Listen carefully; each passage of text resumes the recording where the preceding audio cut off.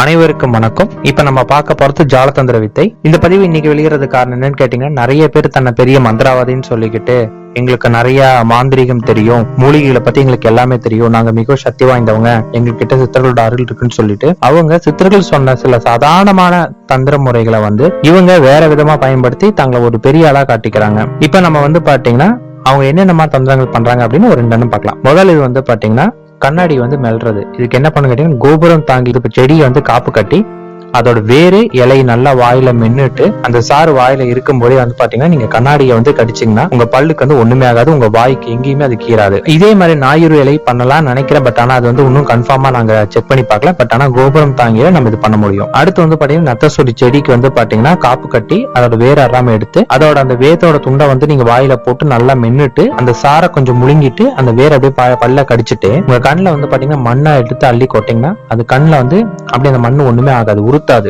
மண்ணை கொட்டிட்டு நீங்க அப்படியே கீழே சாச்சிங்கனால கண்ணுல மண்ணு கீழே விழுகுமே தவிர கண்ணுக்கு இதனால எந்த பாதிப்புமே உங்களுக்கு வராது. அடுத்தது பாத்தீங்கன்னா மஞ்சளை பாத்தீங்கன்னா தண்ணியில் நல்லா கலக்கிட்ட பிறகு திருப்பி நீங்க அந்த மஞ்சளை அப்படியே எடுக்கணும்னு நினைச்சா அதை எடுக்க முடியும். அது எப்படின்னு கேட்டீங்கன்னா, அதுக்கு பாத்தீங்கன்னா நீர்முள்ளி விதையை எடுத்துக்கோங்க. அதை நல்லா தூளாக்கிட்டு சும்மா அப்படியே யாருக்கு தெரியாம இந்த விபூதியோட கலக்கிற மாதிரி கொஞ்சம் எடுத்து கலக்கிக்கோங்க. நீங்க அந்த விபூதியை தண்ணியில போடுற மாதிரி இந்த நீர்முள்ளி விதைய தண்ணிக்குள்ள போட்டுட்டு அப்படியே கையை உள்ள விட்டு எடுத்தீங்கன்னா அப்படியே மஞ்சள் பாத்தீங்கன்னா அப்படியே கட்டியா உங்க கைக்கு வர ஆரம்பிக்கும்.